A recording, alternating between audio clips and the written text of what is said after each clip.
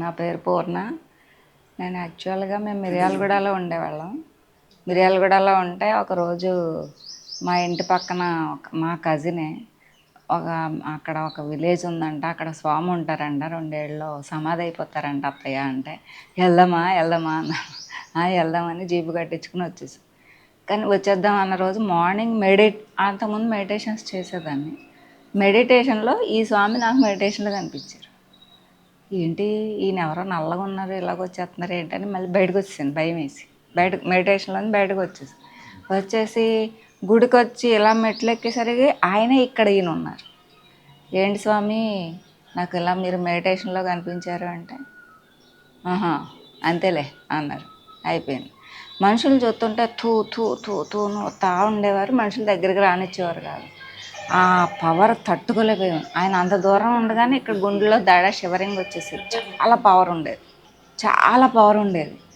అస్సలు వస్తే ఒక వారం రోజులు నా బాడీ నాకు నా హ్యాండ్వర్లో ఉండేది కదా ఆ పవర్కి. ఆ టైంలో వస్తే నేను వస్తే వచ్చేసి వారం రా బావా, ఏంటినా రమ్మంటున్నారంటే మళ్ళీ మళ్ళీ వెహికల్ వేసుకుని మళ్ళీ ఇద్దరు 90 కిలోమీటర్ల నుంచి వస్తాయి. నిన్నెవరు రమ్మన్నాడు, వెళ్ళిపోమనేవారు. మళ్ళీ మళ్ళీ అలాగా 9 వారాలు రప్పించారు. 9 వారాలు అయిన తర్వాత ఒక వారం నేను రాను, మీరు వెళ్ళొచ్చేయండి అన్న, మీ ఇంటికి వస్తాను. అప్పుడు ఈ జ్ఞానం ఆయన ఈ సృష్టికి సంబంధించి అన్నీ రాసిన తర్వాత ఫస్ట్ టైం ఆయన బయటకు ఇంటికి వచ్చారు. ఇంట్లో కొద్దిసేపు కూర్చున్నారు. సడన్గా అందరూ స్వామి వస్తున్నారు కదా అని చెప్పి 10 మంది రమ్మంటే ఆ లేడీస్ వచ్చేసరికి అందరూ వచ్చేసరికి ఈయనకి లేచి వెళ్ళిపోయారు. ఇదేంటి స్వామి, నేనేదో ఇప్పుడు మీరు అందరినీ వెళ్ళిపోమన్నట్టు ఉంటుంది, వాళ్ళని వెళ్ళిపోమన్నట్టు ఉంటుంది, మీరు అంతే అంతే అక్కయ్య వెళ్ళిపోతాను, నేను ఎక్కేస్తున్నాను, నేను వెళ్ళిపోయాను. అలా తర్వాత ఒకరోజు చెప్పారు, ఫలానా రోజు సోమవారం సాయంత్రం జ్యోతులు వస్తాయి, మీరు రండి అంటే మా పిల్లలు మేము అందరూ వచ్చాం. చీకటి మయం కానీ మొత్తం అంతా జ్యోతులే. ఇలా మనకి లైటింగ్లు చిన్న చిన్న లైటింగ్స్ ఉంటాయి కదా, స్పాట్స్, అవన్నీ పట్టుకుంటూ విభూది అయిపోతున్నాయి. ఇదిగో ఇక్కడ అక్కయ్య మొత్తం గుట్ట మొత్తం అంతా ఇలా తీసినా సరే అది జ్యోతి అయిపోతుంది, విభూది అయిపోతుంది. ఇంకా అక్కడ సమాధి దగ్గర మా పాపకేమో ఇలా ఉయ్యాలుగుతుంది. అదృష్టవంతురాలు మీ పాప అని ఆ ఉయ్యాలు ఇలా కదులుతుందంట. ఈ ఫుల్ పవర్. ఒక్కొక్క వాసనలు వస్తుంటే ఆ వాసన తట్టుకోలేకపోయేవాళ్ళు. ఏంటి స్వామి అరటిపండు వస్తుంది, వాసన వస్తుందంటే ఆంజనేయ స్వామి వచ్చాడు పూజ చేసుకుని వెళ్తున్నాడు. ఉండనిచ్చేవారు కాదు అసలు అక్కడ. ఇక్కడ ఇప్పుడన్నా ఉంటున్నాం కానీ ఆయన ఉంటే అలా ముట్టుకుంటే షాక్ తగులుతుంది, ఎక్కడో పడతారు. ఆ కింద కూర్చోబెట్టేవారు, ఉండనిచ్చేవారు కాదు. పదండి వెళ్ళిపోతాం. అలా వచ్చారు. ఇంకేంటంటే ఆయన అక్కయ్య స్వామి అలా బాగా. కానీ ఎలా వస్తానో తెలియదు నాకు, నేను ఎలా వస్తానో నాకు తెలీదు. రాను అనుకుంటే వస్తాను అనుకున్నప్పుడు రాను, అది నాకే తెలియదు. అలాగ 25 ఇయర్స్ నుంచి ఈ జర్నీ నడుస్తూనే ఉంది. అప్పటి నుంచి వస్తూనే ఉన్నాం. ఆ టైంకి పూజ చేస్తాం ఆ స్వామి. కానీ అక్కడ 51 మెట్టు అని చెప్పింది ఏంటంటే, 51 మెట్టు మనిషి అనేవాడు ఆ 51 మెట్టు దాటిన తర్వాత అక్కడ కింద ఒక రాయి ఉంటుందంట. కింద ఆ రాయి మీద అడుగు పెడితేనే భగవంతుడు కనెక్ట్ అవుతాడంట. ఈలోపు భూమండలం మీద ఎక్కడ తిరిగినా భగవంతుడికి కనెక్ట్ అవ్వడంట మనిషి జన్మ అయిన తర్వాత ఈ మెట్లు ఏమిటంటే ఋషులు, మునులు, దేవతలు అందరికీ, ఈ శివపార్వతులు అందరికీ ఈ మెట్లకి దారి. అందుకని మనిషి అనేవాడు, మానవుడు అనేవాడు ఆ మెట్ల నుంచి రావాలి, ఈ మెట్ల నుంచి వెళ్ళాలి. ఋషులకి ఇది. ఇక్కడ మట్టుకి ఆ పిల్లలు, చిన్న పిల్లలు, స్వామి సమాధి అవుతున్నాను అక్కయ్య పలానా రోజు అంటే, ఏంటి పిల్లల్ని వదిలేసి సమాధి అయిపోతే ఎలాగని మనసులో అనుకున్న తర్వాత వచ్చాము. ఎన్ని జీపులు వేసుకున్నావు, బడబడ బోల్డ్ మంది వచ్చాం. ఇది ప్రతిష్ట, ముందు జ్యోతులు, తర్వాత ప్రతిష్టకు మట్టుకి చాలా కష్టపడ్డారు ఆయన.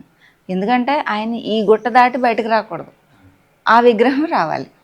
డబ్బులు ఫోన్ చేస్తే, మిస్డ్ కాల్ వేస్తే, ఎందుకు స్వామి ఫోన్ చేశారు అంటే పాపం అలా చేసేవారు. మిస్డ్ కాల్ ఇచ్చేవారు, లేకపోతే నేను చేసేదాన్ని, అలా నడిచేది. కానీ ప్రతిష్టగా చాలా అంటే చాలా కష్టపడ్డారు ఆయన. ఇక్కడికి మెయిన్ పర్పస్ ఏంటనంటే సోల్కి సోల్కి శక్తి, సోల్ రీఛార్జ్ అంతే. ఇంకా మన భాషలో చెప్పాలంటే ఆత్మకు అనేది మన మాయ, పలానా మన ఆలోచనలే మన మాయ.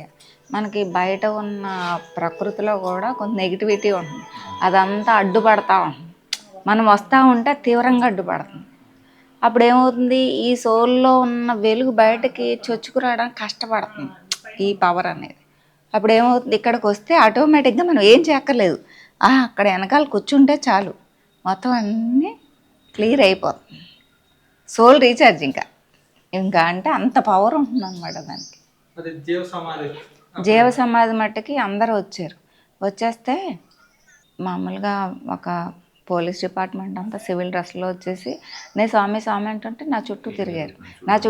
నాకు ఏదో తెలుసని నేనేం మాట్లాడలేదు, అలా నీరసంగా కూర్చుంటే ఏంటి స్వామి అన్నాను. ఏంటి స్వామి అంటే ఏం లేదు అక్కయ్య, మానవుడు మాట వినొద్దని భగవంతుడు చెప్పిన మానవుడి మాట వింటే ఇలాగే ఉంటుంది, అసలు మానవుడిని నమ్మకూడదు అని చెప్పారు. అయిపోయింది. తర్వాత 5 గంటలకు వెళ్ళి అక్కడ బండ మీద పడుకున్నారు.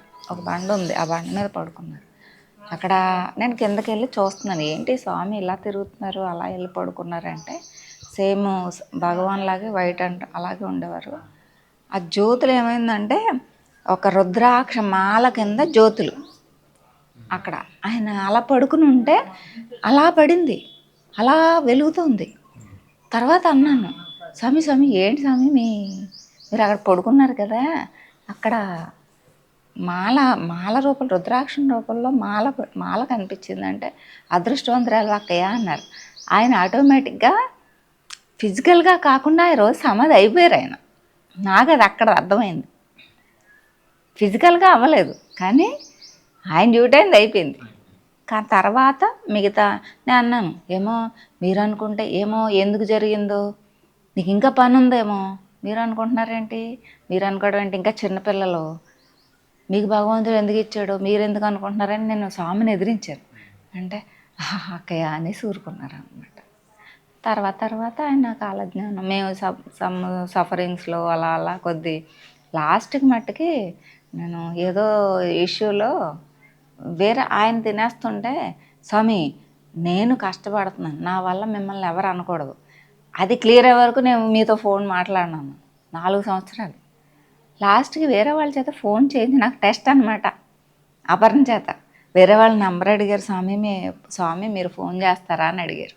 నేను నెంబర్ ఇస్తాను కానీ నేను చెయ్య అన్నా.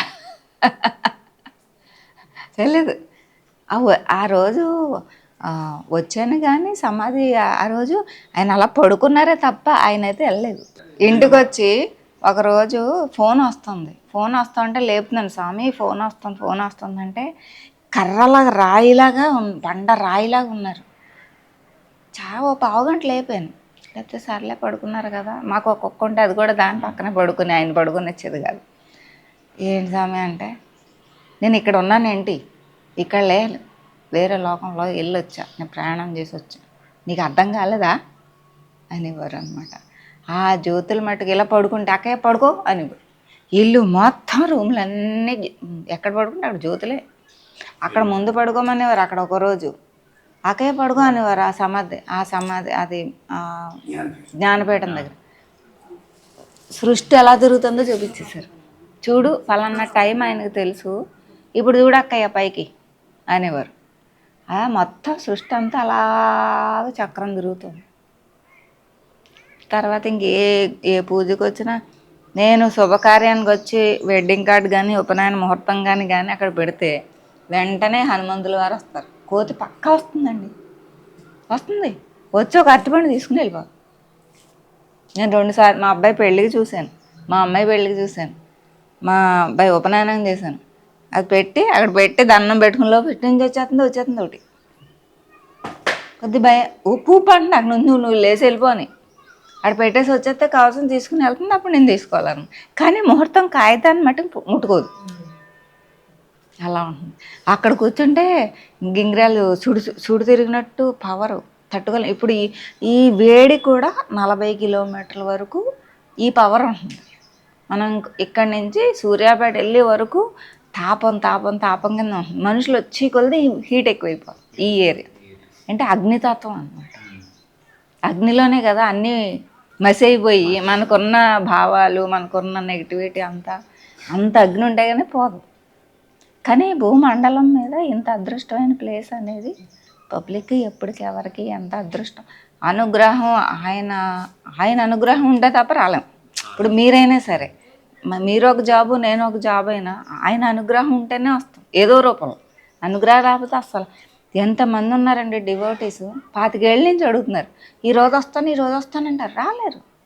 వాళ్ళకి ఎప్పుడు వస్తుందో టైం. అది మీరు వెళ్ళిపోతారు, పుట్టుకుని వెళ్ళిపోతారు అంటారు. నేను ఇంట్లో వాళ్ళకి కూడా అరగంటలో బయలుదేరుకుంటాను. నేను బ్యాగ్ వేసుకుని అప్పటికప్పుడు ఆ డబ్బులు ఉన్నాయా, వాటర్ బాటిల్ ఉందా, బస్ ఎక్కా. అది నాకు తెలీదు.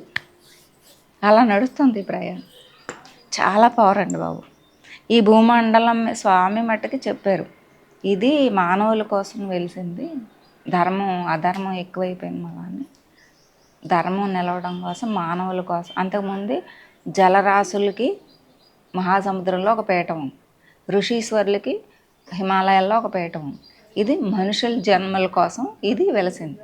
ఎన్ని వందల సంవత్సరాల తర్వాత మళ్ళీ శక్తిపీఠం ఒకటి ఉద్భవిస్తుంది. అన్నీ ఉన్నాయి, అందులో గ్రంథాల్లో ఉన్నాయి, చెప్పారు. చాలా విషయాలు చెప్పేవారు. కానీ 2000 సంవత్సరంలో నాకు చెప్పారు, తిరుపతి మూతపడుతుంది అక్కయ్య అన్నారు. ఏం స్వామి మీరు నా మీద జోకులేస్తున్నారా, నన్ను ఆట పట్టిస్తున్నారా, తిరుపతి మూతపట్టం ఏంటి అని. ఒక వైరస్ వస్తుంది, అందులో మీరు కూడా ఇబ్బంది పడతారు, కానీ నేను ఉంటానులే అన్నారు. కరోనాలు వచ్చినాయి అక్కడ తిరుపతి. అది 25 years బ్యాక్ నాకు చెప్పింది. అది అప్పుడు చెప్పింది నేను పట్టించుకోలేదు. ఓహో స్వామి చెప్పారు కదా ఇదే అనుకుంటున్నాను.